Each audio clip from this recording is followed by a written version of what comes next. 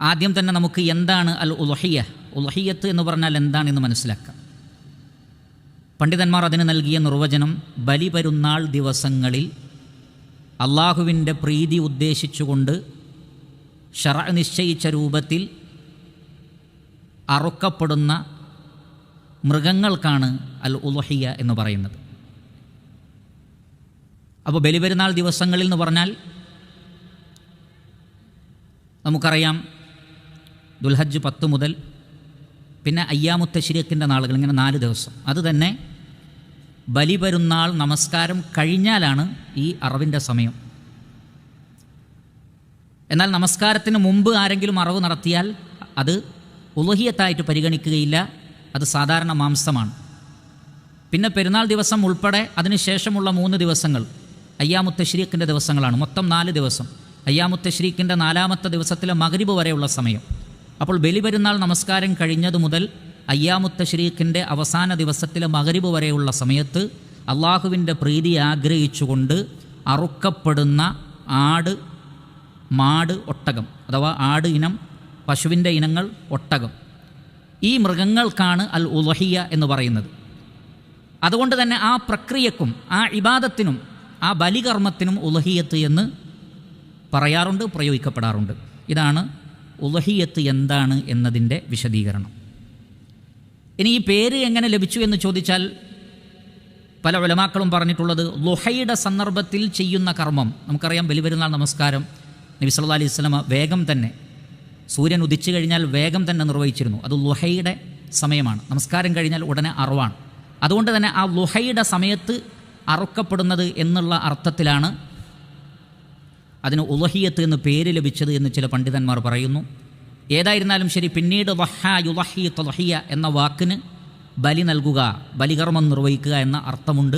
ഒരു പക്ഷേ അത് മുസ്തഖിലായ ബലികർമ്മത്തിന് ഉപയോഗിക്കുന്ന ഒരു വേർഡുമായിരിക്കാം. അള്ളാഹുവാണ് കൂടുതൽ അറിയുന്നവൻ. അതുകൊണ്ട് തന്നെ ഈ ദിവസങ്ങളിൽ അറുക്കപ്പെടുന്നത് നമ്മൾ പറഞ്ഞല്ലോ. അപ്പോൾ ഏറ്റവും ശ്രേഷ്ഠകരമായത്, ആ പേരിനോട് ഏറ്റവും യോജിച്ച് നിൽക്കുന്നത് അപ്പോൾ എപ്പോഴാണ്? ബലിപെരുന്നാൾ ദിവസം നമസ്കാരം കഴിഞ്ഞ് ഉടനെയുള്ള സന്ദർഭത്തിൽ ചെയ്യലാണ് ഏറ്റവും അഫ്ളൽ. അതുകൊണ്ടാണ് നബി സല്ലല്ലാഹു അലൈഹി വസല്ലം അന്ന് പ്രത്യേകിച്ച് ഭക്ഷണമൊന്നും കഴിച്ചിരുന്നില്ല ബലിപെരുന്നാൾ ദിവസം. പിന്നെയോ ഈ ഉരുവിനെ അറുത്ത് അതിൻ്റെ മാംസം വേവിച്ചിട്ട് അതിൽ നിന്നായിരുന്നു കഴിച്ചിരുന്നത്. അപ്പോൾ ഏറ്റവും ശ്രേഷ്ഠം ആ ദിവസത്തിൽ ളുഹറിൻ്റെ മുമ്പായി തന്നെ ചെയ്യലാണ്. പിന്നീട് തൊട്ടടുത്ത ദിവസം ഏറ്റവും ശ്രേഷ്ഠത കുറഞ്ഞത് അവസാനത്തെ ദിവസമാണ്. പക്ഷേ അയ്യാമുത്ത് തശ്രീഖിൻ്റെ ഈ പറയപ്പെട്ട 3 ദിവസങ്ങളിലും ഇത് അനുവദനീയമാണ്. അതെല്ലാം ഉളുഹിയ്യത്തായി പരിഗണിക്കപ്പെടും. എന്നാൽ ആ ദിവസം കഴിഞ്ഞാൽ പിന്നെ അതിന് മുമ്പുള്ളതുപോലെ തന്നെയുള്ള ഹുക്കുമാണ്. അതിന് വെറും മട്ടനിറച്ചിയുടെ ഒരു അവസ്ഥ മാത്രമേ ഉണ്ടാവുകയുള്ളൂ. ഉളുഹിയ്യത്തിൻ്റെ പ്രതിഫലം അതിന് ഉണ്ടാവുകയില്ല. ഉളുഹിയ്യത്ത് അത് ശറഇൽ വളരെ പ്രധാനപ്പെട്ടതാണ് എന്നതിന് പരിശുദ്ധ ഖുർആനിൽ തന്നെ ധാരാളം തെളിവുണ്ട്. സ്വഹീഹായ ഹദീസുകളിലും തെളിവുകൾ നമുക്ക് കാണാൻ സാധിക്കും. അതുകൊണ്ട് തന്നെ അത് ശറഇൽ നിശ്ചയിക്കപ്പെട്ട ഒരു മഹത്തായ ഇബാദത്താണ്. എന്നാൽ ഇതിൻ്റെ ഹുക്മ്, ഇത് വാജിബാണോ അതല്ല സുന്നത്താണോ? പണ്ഡിതന്മാർക്കിടയിൽ അഭിപ്രായ വ്യത്യാസമുണ്ട്. അതിലേറ്റവും പ്രധാനപ്പെട്ട അഭിപ്രായം സുന്നത്തുൻ മുഅക്കദ, വളരെ ശക്തമായ സുന്നത്താണ്. ചില ഉലമാക്കൾ പറഞ്ഞു അതിനൊരു വജുണ്ട് താനും. ഒരു നാട്ടിൽ അത് നിർവഹിക്കപ്പെട്ടിട്ടില്ലെങ്കിൽ എല്ലാവരും കുറ്റക്കാരാകും. കാരണം അത് ഇസ്ലാമിൻ്റെ പ്രധാനപ്പെട്ട ഒരു അടയാളമാണ്. ഒരു നാട്ടിൽ അങ്ങനെ ഒരു അടയാളമേ കാണുന്നില്ലെങ്കിൽ അവർ കുറ്റക്കാരാകും. അപ്പോൾ ആരെങ്കിലും ഒന്ന് ചെയ്താൽ ബാക്കിയുള്ളവർക്ക് പിന്നീട് അത് സുന്നത്തായി എന്ന ഒരു അഭിപ്രായവും പണ്ഡിത ലോകത്തുണ്ട്. ഈ 2 അഭിപ്രായങ്ങളാണ് കൂടുതൽ ശരിയായി തോന്നുന്നത്. എന്നാൽ വാജിബാണ് എന്നുള്ളത് ദുർബലമായ അഭിപ്രായമാണ്. ഇനി ഉളുഹിയ്യത്തിൻ്റെ ലക്ഷ്യം എന്താണ്? അതിലൂടെ നേടിയെടുക്കാവുന്ന ലക്ഷ്യങ്ങൾ എന്താണ്? അതിലേറ്റവും പ്രധാനപ്പെട്ടത് അള്ളാഹുവിനെയും റസൂലിനെയും അനുസരിക്കുക എന്നത് തന്നെയാണ്. ഏത് ഇബാദത്തിൻ്റെയും അടിസ്ഥാനം അതാണല്ലോ. പ്രഥമമായി അതിൻ്റെ ഏറ്റവും വലിയ ഫള് എന്ന് പറഞ്ഞാൽ അള്ളാഹുവിനെ അനുസരിക്കുക, നബി സല്ലല്ലാഹു അലൈഹി വസല്ലമയെ അനുസരിക്കുക. അതേ സന്ദർഭത്തിൽ മഹാനായ ഇബ്രാഹിം അലൈഹിസ്സലാത്തു വസ്സലാമയുടെ ആ ത്യാഗവും ആദർശബോധവും തൗഹീദും എല്ലാം നാം സ്മരിക്കുന്നു. അള്ളാഹുവിൻ്റെ നാമത്തിൽ അറക്കുന്നത് കൊണ്ട് തന്നെ ബഹുദൈവാരാധനയിൽ നിന്ന് മുക്തമായി തൗഹീദിൻ്റെ പ്രഖ്യാപനം അവിടെ ഉണ്ടാകുന്നു. ആ ബലിമൃഗത്തിൻ്റെ മാംസത്തിൽ നിന്ന് നമ്മൾ കഴിച്ചുകൊണ്ട് പെരുന്നാളിൽ നമ്മൾ സന്തോഷിക്കുന്നു. പാവങ്ങൾക്ക് നൽകിക്കൊണ്ട് മറ്റുള്ളവരുടെ പ്രയാസങ്ങളും നമ്മൾ നീക്കുന്നു. ഇസ്ലാമിൻ്റെ മഹത്തായ ഒരു ചിഹ്നത്തെ സജീവമാക്കുന്നു. ഇങ്ങനെ ഒരുപാട് ഹിക്മത്തുകൾ, ഒരുപാട് നന്മകൾ ഈ ഒരു ബലികർമ്മത്തിലുണ്ട് എന്ന് നമ്മൾ മനസ്സിലാക്കുക. അതുകൊണ്ട് തന്നെ ഇതെല്ലാം മനസ്സിലാക്കി ബലി അറുക്കുവാൻ ഒരാൾ ഉദ്ദേശിച്ചു കഴിഞ്ഞാൽ, അത് സ്ത്രീയാകട്ടെ പുരുഷനാകട്ടെ, സ്ത്രീക്കും അങ്ങനെ സ്വന്തമായൊരു ബലി നിർവഹിക്കാമെന്നതിന് യാതൊരു വിരോധവുമില്ലാത്ത കാര്യമാണത്. പിതാക്കന്മാർ തന്നെ ആവണമെന്നില്ല, പുരുഷന്മാർ തന്നെ ആവണമെന്നില്ല. ഒരു സ്ത്രീക്ക് ബലി നിർവഹിക്കുവാൻ അവൾ ഉദ്ദേശിക്കുന്നുവെങ്കിലാവാം. അപ്രകാരം സ്ത്രീയാകട്ടെ പുരുഷനാകട്ടെ അവർ ബലിയിറക്കുവാൻ ഉദ്ദേശിച്ചു കഴിഞ്ഞാൽ പിന്നെ ദുൽഹജ്ജ് 1 മുതൽ അവർ അവരുടെ മുടി, നഖം ഇതൊന്നും അവർ നീക്കം ചെയ്യാൻ പാടില്ല. അത് ഉദ്ദേശിച്ചവർ മാത്രം മതി, വീട്ടിലുള്ള എല്ലാവരും വേണ്ടതില്ല. ഉപ്പ ഉദ്ദേശിച്ചു, അതുകൊണ്ട് മക്കളും മുടിയെടുക്കാതിരിക്കണമോ? അങ്ങനെ വേണ്ടതില്ല. ആരാണോ ബലികർമ്മം നിർവഹിക്കുന്നത്, അതിന് നേതൃത്വം കൊടുക്കുന്നത്, ആ വ്യക്തി സ്ത്രീയാണെങ്കിലും പുരുഷനാണെങ്കിലും അവരുടെ ശരീരത്തിലെ മുടികൾ, നഖം തുടങ്ങിയവ അവർ നീക്കം ചെയ്യാൻ പാടില്ലാത്തതാണ്. ഇത് പാടില്ലാത്തതാണ് എന്ന് പറയുമ്പോൾ ഹറാമാണോ അതല്ല കറാഹത്താണോ?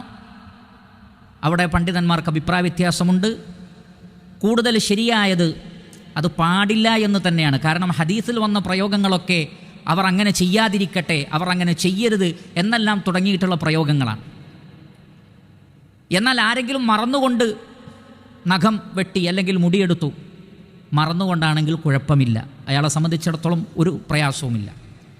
ഇനി ഒരാൾക്ക് തലയിൽ ഉപദ്രവമുണ്ടായി, നഖം മുറിഞ്ഞ് പ്രയാസം ഉണ്ടാകുന്ന ഒരു വേദന ഉണ്ടാകുന്ന അവസ്ഥയുണ്ടായി, ആ സമയത്ത് നിർബന്ധിതാവസ്ഥയിലും ചെയ്യാം.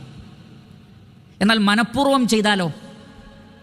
ഹറാമാണ് എന്ന് പറഞ്ഞ പണ്ഡിതന്മാർ പറഞ്ഞു അവർ തൗബയും ഇസ്തിഗ്ഫാറും ചെയ്യണം, അവർ തൗബ ചെയ്യണം. കാരണം ഒരു തെറ്റാണ് ചെയ്തത്, പശ്ചാത്തപിക്കണം. പക്ഷേ അവരുടെ ഉളുഹിയത്തിന് അത് ബാധിക്കുകയില്ല. അവർ നഖമെടുത്താലും മുടിയെടുത്താലും അവരുടെ ഉളുഹിയത്തിന് അത് ബാധിക്കുകയില്ല. പക്ഷേ അവർ ഹറാമാണെന്ന ഹുക്മ് അംഗീകരിക്കുന്നവരാണെങ്കിൽ അവർ തൗബ ചെയ്യണം. ചെയ്തത് തെറ്റാണ്, അതോടൊപ്പം അവരുടെ ഉളുഹിയത്തിൻ്റെ സമ്പൂർണ്ണ പ്രതിഫലത്തിൽ കുറവ് സംഭവിക്കുകയും ചെയ്യും. എന്നാൽ കറാഹത്താണ് എന്ന് പറഞ്ഞവർ, ഇനി ഒരാൾ ഇസ്തിഗ്ഫാർ നടത്തിയിട്ടില്ലെങ്കിലും കുഴപ്പമില്ല, നബി സല്ലല്ലാഹു അലൈഹി വസല്ലമ ഒരു മര്യാദ എന്നുള്ള നിലക്കും ഹജ്ജിന് പോയിട്ടുള്ള ആളുകളോട്, ഇഹ്റാമിലുള്ള ആളുകളോടുള്ള ഒരു ഐക്യദാർഢ്യം എന്നുള്ള നിലക്കും പറഞ്ഞതാണ്. എന്നാൽ ആരെങ്കിലും അങ്ങനെ ചെയ്താൽ കുഴപ്പമില്ല എന്ന് പറഞ്ഞവരുമുണ്ട്. കൂടുതൽ സൂക്ഷ്മത ആദ്യത്തേതാണ്. അള്ളാഹുവിൻ്റെ റസൂൽ അങ്ങനെ പറഞ്ഞിരിക്കെ നമ്മളത് ചെയ്യാതിരിക്കുക. മറന്നുകൊണ്ടാണെങ്കിൽ കുഴപ്പമില്ല, മനഃപൂർവ്വമാണെങ്കിൽ തൗബ ചെയ്യുക. പക്ഷെ അത് ഉളുഹിയത്തിനെ ബാധിക്കുന്നതല്ല, അതിൻ്റെ സമ്പൂർണ്ണ പ്രതിഫലത്തെ അത് ബാധിക്കുമെന്നതിൽ സംശയവുമില്ല. ഇനി ഞാൻ നേരത്തെ സൂചിപ്പിച്ചതുപോലെ നമുക്ക് ബലി മൃഗമായി അറക്കാൻ തിരഞ്ഞെടുക്കേണ്ടത് ആട് ഇനത്തിൽപ്പെട്ടത്, അതേപോലെ തന്നെ പശു ഇനത്തിൽപ്പെട്ടത്, പശു, കാള, പോത്ത് അങ്ങനെയുള്ളത്, പിന്നെ ഒട്ടകം. അതല്ലാത്തത് കോഴി, അതല്ലെങ്കിൽ കുതിര, കഴുത, അതേപോലെയുള്ളതൊന്നും ഇതിൽ പാടില്ല എന്ന് പണ്ഡിതന്മാർ പ്രത്യേകം പറഞ്ഞിട്ടുണ്ട്. ഇനി ഇവയുടെ പ്രായം പരിശോധിക്കുകയാണെങ്കിൽ ആടാണെങ്കിൽ 1 വർഷം തികഞ്ഞതാണ്. അത് ചെമ്മരിയാടാണെങ്കിലും കോലാടാണെങ്കിലും. പിന്നെ ചെമ്മരിയാട്ടിൽ ഒരു ഇളവ് നൽകപ്പെട്ടിട്ടുണ്ട്. 6 മാസം കഴിഞ്ഞതാണെങ്കിലും ജായിസാണ്, അഫ്ളലിനെതിരാണെങ്കിലും അനുവദനീയമാണ്. ചെമ്മരിയാട് 6 മാസം കഴിഞ്ഞതാവാം. എന്നാൽ കോലാട് ഒരു കാരണവശാലും 1 വർഷം തികയാത്തത് ആവാൻ പാടില്ല. പശു ഇനത്തിൽപ്പെട്ടതാണെങ്കിൽ 2 വർഷം തികഞ്ഞതായിരിക്കണം. ഒട്ടകമാണെങ്കിൽ 5 വയസ്സ് തികഞ്ഞതായിരിക്കണം. അപ്പോൾ ഒട്ടകം 5 വയസ്സ്, പശു ഇനത്തിൽപ്പെട്ടതാണെങ്കിൽ 2 വയസ്സ്, ആടിൻ്റെന്ന് ഞാൻ നേരത്തെ സൂചിപ്പിച്ചതുപോലെ. ഇത് ശറഇൽ സ്ഥിരപ്പെട്ടതും അള്ളാഹുവിൻ്റെ റസൂലിൽ നിന്ന് സ്ഥിരപ്പെട്ട പ്രായമാണ്. അതുകൊണ്ട് തന്നെ ഇതിൽ വിട്ടുവീഴ്ച കാണിക്കരുത്. പലപ്പോഴും കച്ചവടക്കാർ അവരുടെ കൈകളിലുള്ള ഒരു വിറ്റ് പോകാൻ വേണ്ടി അവർ ചിലപ്പോൾ കളവ് പറഞ്ഞേക്കാം. വാങ്ങുന്ന ആളുകൾ അത്രയൊന്നും ശ്രദ്ധിക്കാറില്ല. അത് പറ്റില്ല. മറിച്ച് അറിയാവുന്ന ആളുകളെ കൊണ്ട് തന്നെ നോക്കിയിട്ട് വേണം അതേപോലെയുള്ള മൃഗങ്ങളെ വാങ്ങേണ്ടത്. കാരണം ഇത് ഇസ്ലാമിക ശരീഅത്തിലെ വളരെ പ്രധാനപ്പെട്ട ഒരു ഇബാദത്താണ്. അള്ളാഹുവിൻ്റെ റസൂൽ ഷർത്ത് നിശ്ചയിച്ചിട്ടുണ്ടെങ്കിൽ ആ ഷർത്തുകൾ പൂർത്തീകരിക്കൽ നമ്മുടെ മേൽ ബാധ്യതയാണ്. ഇനി എത്ര ആൾക്ക് വരെ ഇതിൽ ഷെയർ കൂടാമെന്നുള്ളതാണ്. ആടാണെങ്കിൽ ഒരു വീട്ടിലേക്ക് ഒരാൾക്ക് 1 ആട്, അതിൽ ഷെയർ കൂടാൻ പാടില്ല. ഒരു കുടുംബത്തിലേക്ക് 1 ആട്, അതിൽ ഷെയർ കൂടാൻ പാടില്ല. പശു ആണെങ്കിൽ, അഥവാ പശു ഇനത്തിൽപ്പെട്ടതാണെങ്കിൽ 7 വരെ പോകാം. ചിലരുടെ ധാരണ 7 തന്നെ തികയണമെന്നാണ്. അങ്ങനെയല്ല, 2 ആളാവാം, 3 ആളാവാം, കുറവ് എത്രയുമാകാം. പക്ഷേ 7 കൂടരുത് എന്നേ ഉള്ളൂ. 7 കുറവ് എത്രയുമാകാം. ഒട്ടകമാണെങ്കിൽ 2 അഭിപ്രായങ്ങളുണ്ട്. 10 വരെയാകാം ചില ഹദീസിൻ്റെ അടിസ്ഥാനത്തിൽ. എന്നാൽ വേറെ ചില ഹദീസിൻ്റെ അടിസ്ഥാനത്തിൽ 7 തന്നെയാണ്. അപ്പോൾ ഈ 2 അഭിപ്രായങ്ങൾ ലോകത്തുണ്ട് ഒട്ടകത്തിൻ്റെ വിഷയത്തിൽ. അള്ളാഹുവാണ് കൂടുതൽ അറിയുന്നവൻ. ഏതായിരുന്നാലും 7 വരെ പോകുന്നതാണ് സൂക്ഷ്മത. അതിനപ്പുറത്തേക്ക് പോവാതെ, കാരണം അത് ഉറപ്പായിട്ടുള്ള വിഷയമാണ്, അതിൽ സംശയമല്ല. അപ്പോൾ ദഅമാ യരീബുക് ഇലാ ലാ യരീബുക്. ഇതാണ് ഷെയർ കൂടുന്നതുമായി ബന്ധപ്പെട്ട് പറയാനുള്ളത്. ഇനി ഒരുവിനെ തിരഞ്ഞെടുക്കുമ്പോൾ അത് നല്ല ഇനമായിരിക്കണം എന്ന് പറഞ്ഞാൽ അത് മുസ്തഹബാണ്, വളരെ ഫളുള്ളതാണ്. നല്ല ഇനം മൃഗങ്ങൾ, നല്ല ഇനം ആട്, നല്ല ഇനം പശു, നല്ല വിലയുള്ളത്, അതേപോലെ തന്നെ നല്ല നിറമുള്ളതായാൽ വളരെ ഖൈർ.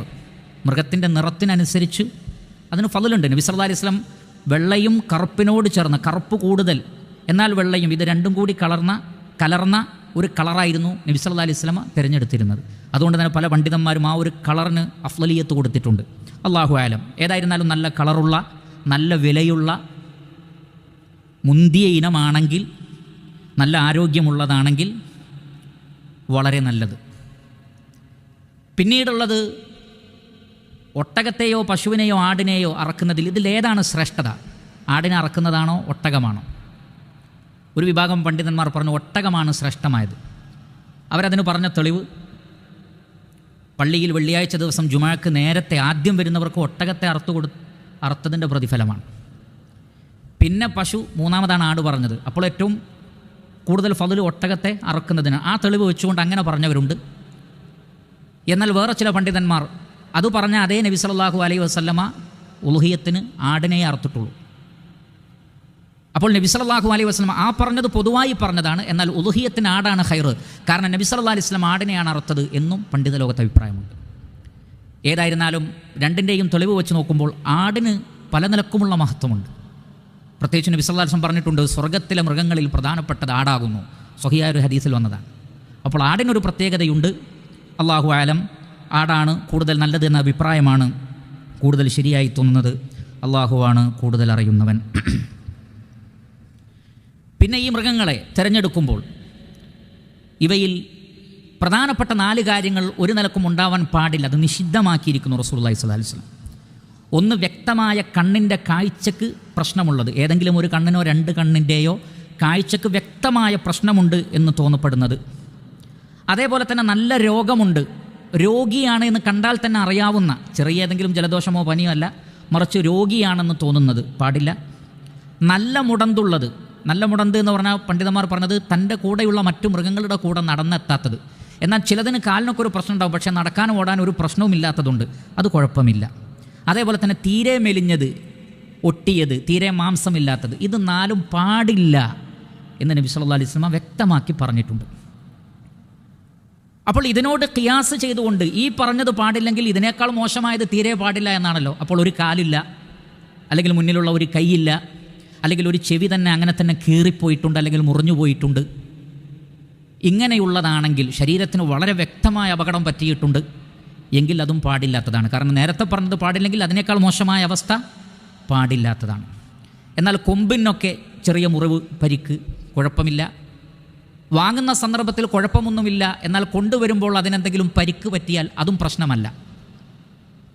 അതേപോലെ തന്നെ വാലിൻ്റെ അറ്റം മുറിഞ്ഞത്, അവിടെ ഉലമാക്കൾ പറഞ്ഞത് നമ്മൾ വേസ്റ്റായി ഒഴിവാക്കുന്നതിനൊക്കെ അപകടം പറ്റിയാലും വലിയ ബുദ്ധിമുട്ടില്ല. എന്നാൽ നമ്മൾ വില കൽപ്പിക്കുന്നതും ആവശ്യമുള്ളതിനും പരിക്ക് പറ്റാൻ പാടില്ല. ഈ നിലക്ക് നമ്മളതിനെ സൂക്ഷിക്കണം. പിന്നെ ഉലമാക്കൾ പറഞ്ഞു, എത്ര കണ്ട് ആരോഗ്യത്തിലും പ്രകൃതത്തിലും സമ്പൂർണ്ണമായതുണ്ടോ അതിനെയാണ് തിരഞ്ഞെടുക്കേണ്ടത്. മറ്റുള്ളതൊക്കെ ജായിസാണെങ്കിൽ കൂടി ഏറ്റവും മുസ്തഹബ് എന്താണ്? ഘടനയിലും ആരോഗ്യത്തിലും നല്ല നിലവാരമുള്ളത് തന്നെ ആയിരിക്കണം. ഇബ്നു അബ്ബാസ് റളിയല്ലാഹു തആല അൻഹു പറയുന്നത്, വമൻ യുഅല്ലിം ശആഇറല്ലാഹ് ഫഇന്നഹാ മിൻ തഖ്വൽ ഖുലൂബ് എന്ന ആയത്തിൻ്റെ വ്യാഖ്യാനത്തിൽ കാണാം, അത് ബലിമൃഗത്തെ സംബന്ധിച്ചാണ്. ബലിമൃഗത്തെ നല്ല ഇനം വാങ്ങി അതിന് നന്നായി ഭക്ഷണം കൊടുത്ത് ഞങ്ങൾ തടിച്ചു കൊഴുത്തതാക്കി ഞങ്ങളതിനെ മാറ്റാറുണ്ടായിരുന്നു ഈ ആയത്തിൻ്റെ അടിസ്ഥാനത്തിൽ നിന്നാണ്. അപ്പോൾ അത് തെക്കുവയുടെ ഭാഗം പോലുമാണെന്ത്? നല്ല മുന്തിയ ഇനം തിരഞ്ഞെടുക്കലും അതിനെ അറുക്കലും. അതേപോലെ ഇത് ചെയ്യേണ്ടത് ആരുടെ മേലാണ് ബാധ്യത? സുന്നത്തുൻ മുഅക്കദാണെങ്കിൽ പോലും, ഇനി വാജിബാണെന്ന് പറഞ്ഞാൽ പോലും കഴിവുള്ളവരാണ്. ഇനി കടം വാങ്ങി ചെയ്യാൻ പറ്റുമോ? പണ്ഡിതന്മാർ പറഞ്ഞു, വീട്ടാൻ സാധിക്കുമെന്നുറപ്പുള്ളവർക്ക് കടം വാങ്ങി ചെയ്യാം. എന്നാൽ ഒരാൾക്ക് കടം കൊടുക്കാനുണ്ടായാൽ പണം ആവശ്യപ്പെടുന്ന ഒരു ഘട്ടമാണ്. ഇവിടെ ഉളുഹിയത്തിൻ്റെ മൃഗത്തിന് പൈസ ചിലവാക്കണം. അപ്പോൾ ഏതിന് മുൻഗണന കൊടുക്കണം? അവിടെ കടം വീട്ടണം. എന്നാൽ സമയമുള്ളതാണെങ്കിൽ ഒരാളെ കയ്യിൽ പണവുമില്ല, അയാൾക്ക് കടം വാങ്ങി ഉളുഹിയത്ത് ചെയ്യാവുന്നതാകുന്നു. അതേപോലെ തന്നെ ആരെങ്കിലും സമ്മാനമായി നൽകിയാലും വാങ്ങാവുന്നതാകുന്നു. ഒരാൾ പറയാണ്, താങ്കളുടെ കുടുംബത്തിലേക്കുള്ള ഒരുവിനെ ഞാൻ തരാം ഫ്രീ ആയിട്ട്, എങ്കിൽ അത് സ്വീകരിക്കാവുന്നതാണ്, അതും ജായിസാണ് എന്ന് മനസ്സിലാക്കുക. ഇനി ഒരു കുടുംബത്തിലേക്ക് ഒരു ആട് മതിയാകുന്നതാണ്. ആ കുടുംബത്തിലെ പ്രധാനപ്പെട്ട നാഥൻ അറുത്താൽ ആ കുടുംബത്തിലുള്ള എല്ലാവർക്കും അത് മതിയാകുന്നതാണ്. ഇനി ഷെയർ കൂടുന്നതാണെങ്കിൽ ഒരു ഷെയർ അതും മതിയാകുന്നതാണ്. മൊത്തം ഒരു പോത്ത് തന്നെ ആവണമെന്നില്ല. 7 ഷെയറുണ്ട്, അതിലൊരു ഷെയർ ആണെങ്കിലും ഒരു കുടുംബത്തിലേക്ക് ഒരു ഷെയർ മതിയാകുന്നതാണ്. ആ കുടുംബത്തെ എങ്ങനെയാണ് നിശ്ചയിക്കുക? വാപ്പയും ഉമ്മയും മക്കളും. പിന്നെ ഈ മക്കളുടെ കൂടെയാണ് അവരുടെ വാപ്പയും ഉമ്മയും ഉള്ളതെങ്കിൽ, അവരുടെ ചെലവിലാണെങ്കിൽ അവർക്കും അത് മതി. എൻ്റെ വീട്ടിൽ വല്ല സഹോദരിയോ സഹോദരനോ ഉണ്ട്, അവരും മൊത്തത്തിൽ ആ വീട്ടിൽ തന്നെ ഇങ്ങനെ കഴിഞ്ഞു വരുന്നവരാണെങ്കിൽ അവർക്കൊക്കെ ഇത് മതിയാകുന്നതാണ്. ഒരാൾക്ക് ഒന്നിലധികം ഭാര്യമാരുണ്ടെങ്കിൽ ആ 4 ഭാര്യമാർ അല്ലെങ്കിൽ 3 ഭാര്യമാർ അവർക്കൊക്കെ ഒന്ന് മതിയാകുന്നതാണ്. എന്നാൽ വീട്ടിൽ നിന്ന് മാറി വേറെ കുടുംബമായി താമസിക്കുന്ന മക്കളാണെങ്കിൽ അവർ വേറെ തന്നെ അറുക്കേണ്ടതാണ്. ഇനി ഒരു തറവാട്ടിലാണ്, പക്ഷേ വേറെ വേറെ അടുക്കളയാണ്, അങ്ങനെയുള്ള വീടുകളുണ്ട്. അവർ വേറെ വേറെ തന്നെയാണ്, പക്ഷേ ഒരു തറവാട്ടിലാണ്, എങ്കിലും അവർ വേറെ അറുക്കണം. എന്നാൽ ഒരുമിച്ചൊരു വീട്ടിൽ അങ്ങോട്ടും ഇങ്ങോട്ടും ചെലവ് കൊടുത്തുകൊണ്ട് ജീവിക്കുന്നവരാണെങ്കിൽ അവർക്കെല്ലാവർക്കും ഒരു ആട് മതി അല്ലെങ്കിൽ ഒരു ഷെയർ മതി എന്ന് പണ്ഡിതന്മാർ നമുക്ക് വിശദീകരിച്ചു തന്നിട്ടുണ്ട്. പിന്നെ ചിലർക്ക് അഖീഖ അറക്കാനുണ്ടാകും, ഉളുഹിയത്തും ഉണ്ടാകും. രണ്ടും കൂടി ഒന്നാക്കാൻ പാടുണ്ടോ? പാടില്ല. രണ്ടിനും 2 ലക്ഷ്യമാണ്. ഉളുഹിയത്ത് മുസ്തഖിലായ സ്വതന്ത്രമായൊരു ഇബാദത്താണ്. അഖീഖ എന്ന് പറയുന്നത് സ്വതന്ത്രമായ മറ്റൊരു ഇബാദത്താണ്. രണ്ടിൻ്റെയും ലക്ഷ്യം വേറെയാണ്, രണ്ടും ഒരുമിച്ച് ചെയ്യാൻ പാടില്ലാത്തതാണ്. ഇനി വല്ലവരും മൃഗത്തെ അറുക്കാൻ നേർച്ചയാക്കിയിട്ടുണ്ടെങ്കിൽ ആ നേർച്ച ഇതിലേക്ക് കൊണ്ടുവരാൻ പാടുണ്ടോ? അതും പാടില്ലാത്തതാണ്. നേർച്ച വേറെ തന്നെയാണ്, അതും മുസ്തഖിലായ ഇബാദത്താണ്.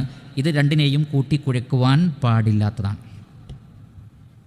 ഇനി അങ്ങനെ കാര്യങ്ങളൊക്കെ സെറ്റായി കഴിഞ്ഞാൽ ഇനി അറവ് നടത്തണം. അറവ് നടത്തുമ്പോൾ എന്താണ് പറയേണ്ടത്? അറക്കുമ്പോൾ എന്താണ് പറയേണ്ടത്? ബിസ്മില്ലാഹ്, അള്ളാഹുവിൻ്റെ നാമത്തിൽ. ഇത് വളരെ പ്രധാനപ്പെട്ടതാണ്. കാരണം പരിശുദ്ധ ഖുർആനിൽ ആവർത്തിച്ച് പറഞ്ഞതാണ്, നിങ്ങൾ അള്ളാഹുവിൻ്റെ പേര് ഓർക്കണം.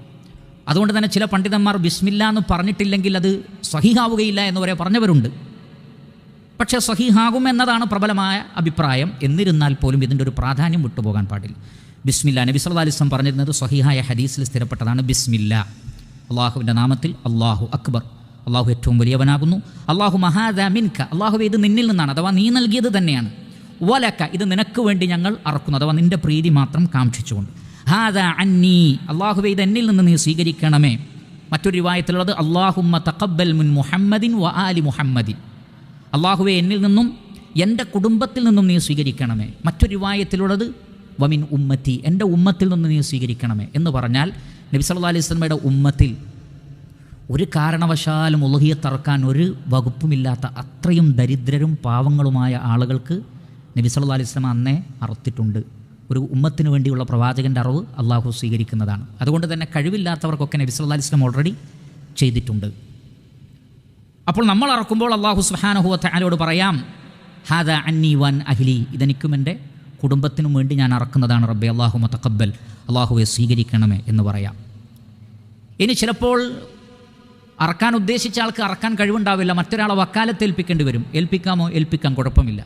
അപ്പോൾ അദ്ദേഹം പറയേണ്ടത് എന്താണ്? അത് എന്നിൽ നിന്ന് എന്നല്ല പറയേണ്ടത്. പിന്നെയോ ഈ പറഞ്ഞതൊക്കെ പറഞ്ഞതിന് ശേഷം അദ്ദേഹം പറയേണ്ടത് അല്ലാഹു മഹാദ അൻ ഫുലാനിൻ, അള്ളാഹുവേ ഇത് ഇന്ന ആളിൽ നിന്നാണ്. അത് ഏത് വ്യക്തിയാണോ, ബഷീറാണോ, റാഫി ആണോ, ആരാണോ, അവരുടെ പേര് പറഞ്ഞുകൊണ്ട് അല്ലാഹുമ്മ തഖബ്ബൽ മിൻ ഫുലാനിൻ വ ആലി ഫുലാനിൻ, ഇന്ന ആളിൽ നിന്നും അയാളുടെ കുടുംബത്തിൽ നിന്ന് സ്വീകരിക്കണമെന്ന് പറഞ്ഞ് ആർക്കാണോ അറക്കുന്നത് അവരുടെ പേര് പ്രത്യേകം പറയൽ സുന്നത്താണ്. ഇനി ഇതൊന്നും പറഞ്ഞിട്ടില്ലെങ്കിലും കുഴപ്പമില്ല, ബിസ്മിയാണ് ഇതിൽ ഏറ്റവും പ്രധാനപ്പെട്ടത്. അതേപോലെ തന്നെ അത് കഴിഞ്ഞാൽ പിന്നെ തക്ബീർ. ബാക്കിയുള്ളതൊക്കെ നമ്മുടെ മനസ്സിൽ നിയ്യത്തുള്ളതാണ്, നാവിൽ വന്നിട്ടില്ലെങ്കിൽ കുഴപ്പമില്ല. പക്ഷേ നാവിൽ റസൂലുള്ള പ്രത്യേകം പറഞ്ഞ് കാണിച്ചു തന്നതുകൊണ്ട് ഇതേപോലെ പറയുന്നത് അതിൻ്റെ പരിപൂർണ്ണ പ്രതിഫലത്തിന് ഉപകാരപ്പെടും. ഇനി അറക്കുമ്പോൾ മരിച്ചു പോയവരെ കൂടി നമുക്ക് നിയ്യത്താക്കാമോ? നിയ്യത്താക്കാമെന്നാണ് പണ്ഡിതന്മാർ നമുക്ക് മനസ്സിലാക്കി തന്നിട്ടുള്ളത്. കാരണം മരിച്ചവർക്ക് വേണ്ടിയുള്ള സദക്കകൾ, അവർക്ക് വേണ്ടി ചെയ്യുന്ന അറവുകൾ എല്ലാം പൊതുവേ സ്വീകരിക്കപ്പെടുമെന്ന് സ്വഹീഹായ ഹദീസിൽ വന്നിട്ടുണ്ട്. അപ്പോൾ നമ്മൾ അറക്കുമ്പോൾ അള്ളാഹുവേ ഇത് എനിക്കും എൻ്റെ കുടുംബത്തിനും, ആ കുടുംബത്തിൽ മരിച്ചു പോയവരെ കൂടി നമ്മുടെ മനസ്സിൽ കരുതാം. എൻ്റെ മരിച്ചുപോയ എൻ്റെ ഉമ്മ, എൻ്റെ മരിച്ചുപോയ ഉപ്പ, അവരെ കൂടി മനസ്സിൽ നിയ്യത്താക്കുന്നതിൽ വിരോധമില്ല. എൻ്റെ കുടുംബത്തിൽ നിന്ന് സ്വീകരിക്കണേ എന്ന് പറഞ്ഞതിൽ തന്നെ ഇതെല്ലാം ഉൾപ്പെടുന്നതാണ്. അതേപോലെ തന്നെ മരണപ്പെട്ട വ്യക്തി വസിയത്ത് നൽകിയിട്ടുണ്ടെങ്കിൽ, ഒരാൾ വസിയത്ത് നൽകി പിന്നീട് മരണപ്പെട്ടു പോയി, അദ്ദേഹത്തിന് തോന്നുകയാണ് ഞാൻ മരിക്കും, ബലിപെരുന്നാൾ വരുന്നതിന് മുമ്പ് ഒരു പക്ഷേ ഞാൻ മരിച്ചേക്കാം. അപ്പോൾ വസിയത്ത് നൽകിയാൽ അവർക്ക് വേണ്ടി അറുക്കൽ വാജിബാണ്. കാരണം അത് വസിയത്ത് വീടലാണ്. കഴിവുണ്ടെങ്കിൽ മക്കൾ വീടണം, എന്നാൽ മക്കൾക്ക് കഴിവില്ലെങ്കിൽ അവരിൽ നിന്ന് അത് പ്രശ്നമില്ല. എന്നാൽ കഴിവുള്ള മക്കളാണെങ്കിൽ ഉമ്മയും വാപ്പയോ ആരെങ്കിലും വസിയത്ത് നൽകിയിട്ടില്ലെങ്കിൽ അത് അറുക്കണം. എന്നാൽ മരിച്ചവർക്ക് വേണ്ടി മുസ്തഖിലായ അറിവുണ്ടോ? നമ്മൾക്ക് വേണ്ടി ഒന്നുമല്ല, മരിച്ചൊരാൾക്ക് വേണ്ടി പ്രത്യേകം ഒരു ഉരുവിനെ വാങ്ങി അറക്കുക, അത് സുന്നത്തിൽ സ്ഥിരപ്പെടാത്തതാണ്. റസൂലുള്ളാഹി സ്വല്ലല്ലാഹു അലൈഹി വസല്ലമ നബിയുടെ കുടുംബത്തിലെ പ്രധാനപ്പെട്ട ആളുകളെല്ലാം മരണപ്പെട്ടിട്ടും അവർക്ക് വേണ്ടി പ്രത്യേകം ഒന്നുകിൽ ഖദീജ ബീവിക്ക് വേണ്ടിയുള്ള ഉളുഹിയത്താണ്, അല്ലെങ്കിൽ ഹംസ റളിയല്ലാഹു അൻഹുവിന് വേണ്ടി, അങ്ങനെ നബി സ്വല്ലല്ലാഹു അലൈഹി വസല്ലം പറഞ്ഞിട്ടില്ല. അപ്പോൾ മരിച്ചവർക്ക് പ്രത്യേകമായിട്ടൊരു ഉരുവിനെ വാങ്ങി അറക്കുന്നത് സുന്നത്തിൽ സ്ഥിരപ്പെട്ടതല്ല. എന്നാൽ നമ്മൾ അറക്കുന്നതിൽ മരിച്ചവരെ കൂടി നിയ്യത്താക്കുന്നതിൽ വിരോധമില്ല. ഇനി ഈ മാംസം അറുത്തു കഴിഞ്ഞാൽ ഈ മാംസം എന്താണ് ചെയ്യേണ്ടത്?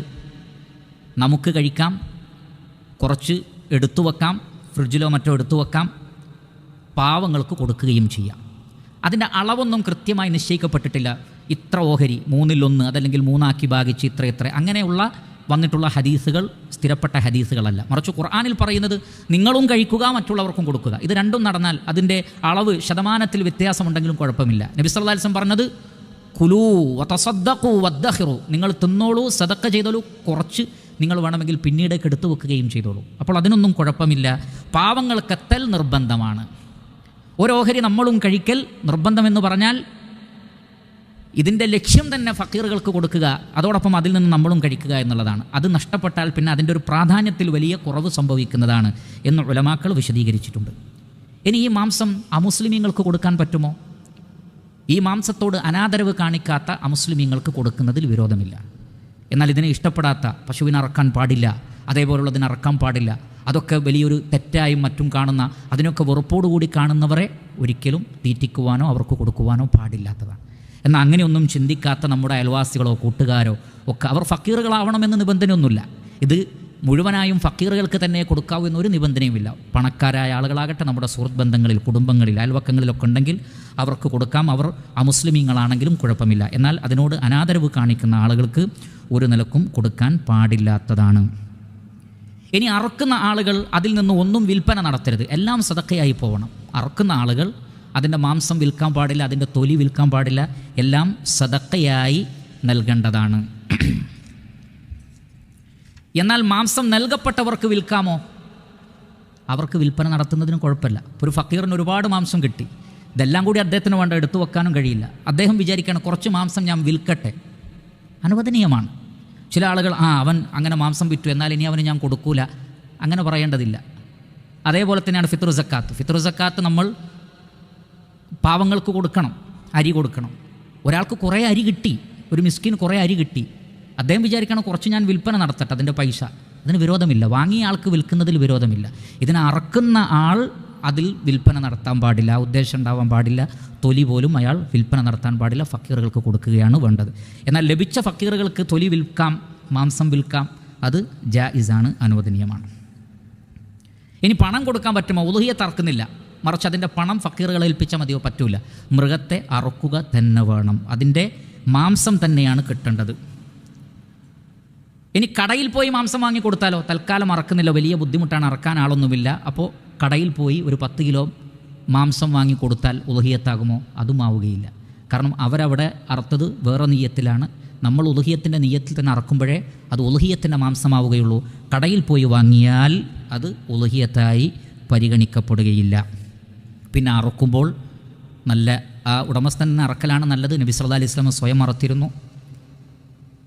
ഇനി മറ്റൊരാളെ ഏൽപ്പിക്കുകയാണെങ്കിൽ അവർക്കും അറക്കാം, പക്ഷേ നല്ല മൂർച്ചയേറിയ കത്തി കൊണ്ട് അറക്കണം. മറ്റു മൃഗങ്ങൾ കാണാതിരിക്കുക, അവയെ വേദനിപ്പിക്കാതിരിക്കുക, അങ്ങനെ വളരെയധികം മര്യാദയോടുകൂടി, ബഹുമാനത്തോടുകൂടി. കാരണം അത്തരം മൃഗങ്ങളെ ആദരിക്കൽ പോലും തഖ്വയിൽപ്പെട്ടതാണ്. അതുകൊണ്ട് അതിനോട് ഒരു നിലക്കും അനാദരവ് കാണിക്കുവാൻ പാടില്ലാത്തതാണ്. അവസാനമായി സൂചിപ്പിക്കാനുള്ളത്, ഉളുഹിയത്തുമായി ബന്ധപ്പെട്ട് ഖുർആനിലും ഹദീസിലും വന്ന ഈ കാര്യങ്ങൾക്കപ്പുറത്ത് ഒരുപാട് ഹദീസുകൾ ചിലപ്പോൾ നമ്മുടെ ശ്രദ്ധയിൽപ്പെട്ടേക്കാം. ഒരാൾ ഉളുഹിയത്ത് അറുത്താൽ അതിൻ്റെ ഇത്ര രോമങ്ങൾക്കനുസരിച്ച് ഇത്ര കൂലി, അതിൻ്റെ ഇത്ര രക്തം തുള്ളിയുറ്റിയാൽ ഇത്ര കൂലി, അങ്ങനെ പറഞ്ഞുകൊണ്ട് ഉളുഹിയത്തിൻ്റെ ഫളായിലുമായി ബന്ധപ്പെട്ട് ഒരു ഹദീസും സ്ഥിരപ്പെട്ടു വന്നിട്ടില്ല. അതല്ലാതെ നമ്മൾ നേരത്തെ പറഞ്ഞ ശർഇൽ അതിൻ്റെ പ്രാധാന്യവും കാര്യങ്ങളൊക്കെ ഉണ്ട്. അതിനപ്പുറത്ത് ഒരു മൃഗത്തെ അറുത്താൽ ഇന്ന കൂലി, അതിൻ്റെ രോമത്തിന് ഇന്ന കൂലി, അതിൻ്റെ രക്തത്തിന് ഇന്ന കൂലി, ആ മൃഗത്തിൻ്റെ പുറത്ത് കയറി സ്വർഗത്തിലേക്ക് പോകും, ഇങ്ങനെ തുടങ്ങിയിട്ടുള്ള ഒരുപാട് ഹദീസുകളൊക്കെ ഉണ്ട്. ഈ പറയപ്പെട്ട ഹദീസുകളിൽ ഒന്നുപോലും സ്ഥിരപ്പെട്ടതല്ല എന്നും ദുർബലമായതോ അങ്ങേയറ്റം ദുർബലമായതോ കെട്ടിച്ചമക്കപ്പെട്ടതോ ആണ് എന്ന് ഹദീസ് നിദാന ശാസ്ത്രത്തിൽ പാണ്ഡിത്യമുള്ള പർവ്വത സമാനരായ പണ്ഡിതന്മാർ രേഖപ്പെടുത്തിയിട്ടുണ്ട്. അതുകൊണ്ട് തന്നെ അത്തരം ഹദീസുകളൊക്കെ ശ്രദ്ധയിൽപ്പെടുമ്പോൾ അത് മനസ്സിലാക്കുന്നതും അത് ഷെയർ ചെയ്യുന്നതുമൊക്കെ ശ്രദ്ധിക്കണമെന്ന് പ്രത്യേകം ഓർമ്മപ്പെടുത്തുകയാണ്. ഏതായിരുന്നാലും ശരി, ഇസ്ലാമിലെ വളരെയധികം പ്രാധാന്യം നൽകപ്പെട്ടിട്ടുള്ള ഈ ഒരു മഹത്തായ ഷിആറിനെ നമ്മൾ നിലനിർത്തുക, നമ്മളിൽ സാധിക്കുന്ന ആളുകൾ എത്രത്തോളം ചോദിച്ചാൽ നബി സല്ലല്ലാഹു അലൈഹി വസല്ലം പറഞ്ഞിട്ടുള്ളത്, കഴിവുണ്ടായിട്ടും ഉളുഹിയത്ത് അറക്കാത്ത ആളുകൾ എൻ്റെ മുസല്ലയിലേക്ക് വരേണ്ടതില്ല, അഥവാ അതിന് തീരുമാനിക്കാത്ത ആളുകൾ മുസല്ലയിലേക്ക് വരേണ്ടതില്ല എന്ന് നബി സല്ലല്ലാഹു അലൈഹി വസല്ലം പറഞ്ഞത് പല പണ്ഡിതന്മാരും ഇത് വാജിബാണെന്ന് പറയാൻ ഈ ഹദീസ് തെളിവാക്കിയിട്ടുണ്ട്. എന്ന് പറഞ്ഞാൽ അത്രയ്ക്ക് ഗൗരവമുള്ളതാണ്, കഴിവുള്ള ആളുകൾ അത് ചെയ്യണം എന്നാണ് നബി സല്ലല്ലാഹു അലൈഹി വസല്ലം ബോധ്യപ്പെടുത്തിയിട്ടുള്ളത്. ഇനി അയ്യാമുത്ത് തശ്രീഖിൻ്റെ നാളുകളിൽ ഏതെങ്കിലും ഒരു ദിവസം നിയ്യത്താക്കിയാലും അതും ജായിസാണ്. ബലിപെരുന്നാളിൻ്റെ മുമ്പ് തന്നെ നിയ്യത്താക്കണമെന്നില്ല. ഒരാൾക്ക് അദ്ദേഹത്തിന് അതിൻ്റെ ഗൗരവമൊന്നും അറിയാതെ അല്ലെങ്കിൽ ശ്രദ്ധിക്കാതെ ഇങ്ങനെ പോയി പിന്നെയാണ് ഇതിൻ്റെ ഗൗരവം ആളുകളൊക്കെ അറക്കുന്നു, അപ്പോൾ ഞാനത് ചെയ്തിട്ടില്ലെങ്കിൽ ഇത് ശരിയല്ലല്ലോ, ഒരു പുണ്യകർമ്മത്തിനുള്ളൊരവസരമല്ലേ എന്ന് അയ്യാമുത്ത് തശ്രീഖിൻ്റെ അവസാന സമയത്ത് അദ്ദേഹത്തിന് തോന്നിയിട്ട് വാങ്ങി അറുത്താലും അതും സ്വീകരിക്കപ്പെടും. കാരണം ഈ ദിവസങ്ങളിൽ അറക്കുന്നതിനാണ് ഉളുഹിയത്ത് എന്ന് പറയുന്നത്. അപ്പോൾ ഈ നിർവചനപ്രകാരം അത് സ്വീകരിക്കപ്പെടും. അതുകൊണ്ട് തന്നെ ആ അവസാന നിമിഷത്തെ അവസരവും ഉപയോഗപ്പെടുത്തണം. പക്ഷേ അതിന് കാത്തു നിൽക്കാതെ നേരത്തെ തന്നെ തീരുമാനമെടുക്കുക. അല്ലാഹു സുബ്ഹാനഹു വ തആല നാം ഏവരെയും അനുഗ്രഹിക്കട്ടെ.